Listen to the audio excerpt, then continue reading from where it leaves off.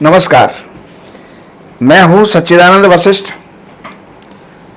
और सज्जनों, अब जो वीडियो आपके सामने आ रही है ये ऐसी वीडियो है जिसको शायद ही आपने सुना हो, देखा हो, पढ़ा हो।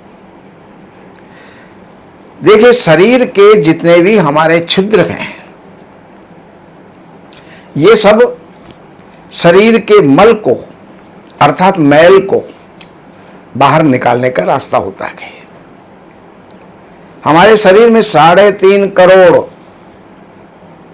छिद्र हैं। तो 3.5 करोड़ जो छिद्र है अर्थात वहां पर एक एक बाल है। तो हमारे शरीर के अंदर पूरे 3.5 करोड़ रोमें होती हैं। और ये जो रोम हैं, ये जो बाल हैं, ये हमारे शरीर का मल है। देखिए, भोजन में बाल पड़ जाए, आप उस भोजन को स्वीकार करते हैं। बहुत से लोग हैं बाल को निकाल देते हैं और उसको स्वीकार कर लेते हैं, लेकिन उसको स्वीकार नहीं करना चाहिए। जैसे मलमूत्र है, वो उसका रूप और है, उनमें दुर्गंध आती है, लेकिन इनमें बस केवल दुर्गंध नहीं आती, लेकिन ये भी उसी का रूप है। और अब जो है मल निकलने के रास्ते, देखिए, कान में से भी मल निकलता है, आंख में से भी मल निकलता है, नाक में से भी मल निकलता है, जीभ से भी मल निकलता है, दांतों से भी मल निकलता है, और इन हमारे हाथ और पैरों के नाखूनों से भी मल निकलता है। ये नाखून भी मल है। अब एक फैशन के मारे अगर लड़कियां नाखून बढ़ाती हैं, नाखून बढ़ाना एक आसुरी शक्ति का प्रदर्शन करना है। नाखून बढ़ाना उत्तम नहीं है, अच्छा नहीं है, शुभ नहीं है, क्योंकि नाखून मल है हमारे शरीर का। लेकिन नाखून को काटना भी जरूरी है। अब नाखून काटें तो इसका उपयोग क्या करें, समस्या यहां आती है।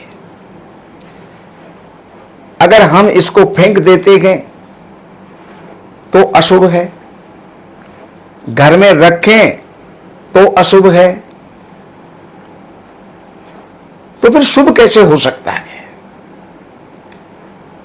अब हम प्रायः क्या करते हैं, नाखून काटे और एक साइड में डाल देते हैं, झाड़ू के अंदर वो चले जाते हैं, डस्टबिन में चले जाते हैं, कूड़ेदान में चले जाते हैं। तो ये हमारे दुर्भाग्य को पैदा करते हैं। इसलिए नाखून काट करके कभी भी डस्टबिन में या कूड़ेदान में ना डालें। पहली बात, अगर यह नहीं डालेंगे तो क्या करेंगे, नाखून काटेंगे, हाथ में लेंगे और उसको जो है घर के बाहर डाल देंगे, लेकिन वो भी पैरों में आएंगे। इसलिए ऐसा भी ना करें। इससे हमारे श्रीहीन होते हैं हम, धनहीन होते हैं हम। और घर में अगर नाखून है, रात्रि में तो कभी नाखून काटना ही नहीं चाहिए। नाखून काटने के भी दिन होते हैं, ये और वीडियो में हम आपको बताएंगे। सोमवार को नाखून काटें या मंगलवार को काटें, बुध, बृहस्पति, शुक्र, शनि, इतवार कब काटें। लेकिन आज बता रहा हूं कि नाखून का प्रयोग क्या करें। अब आपको एक छोटा सा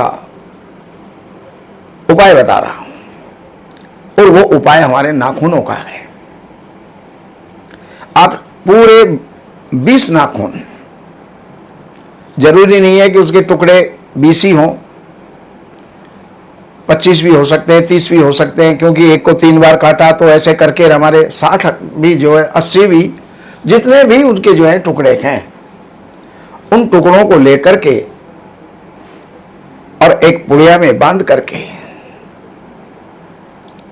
एक पेड़ होता है बरगद का, जिसको बट भी कहते हैं, बड़ भी कहते हैं और बरगद भी कहते हैं, उसकी जड़ के पास खड्डा खोद करके और बरगद से प्रार्थना करके और आप जो है आए घर पे और प्रार्थना ये करें, हे बरगद, मैंने अपना दोष आपको अर्पण किया है। आप मुझे निर्दोष बनाइए और मुझे धन संपन्न बनाइए, तो इससे भी आप धन संपन्न होते चले जाएंगे। कितना सूक्ष्म, कितना जो है अच्छा सुविचार ज्ञान ये हमको जो है ऋषियों ने दिया है। इसका लाभ उठा करके जीवन के अंदर हम जो है सफल हों। अगर आपने ऐसा भी नहीं किया तो चलो कोई बात नहीं है। अब उन नाखूनों को किसी भी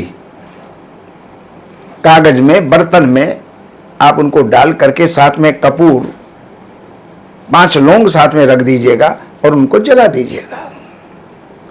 जला करके उसकी जो भस्म बने वो भस्म अपने घर के पौधों के अंदर डाल दीजिएगा।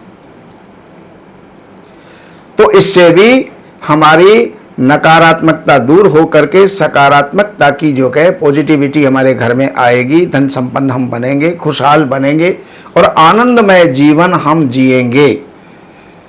बाकी और जानकारियों के लिए ये नंबर आप लोगों के लिए दिए हुए हैं।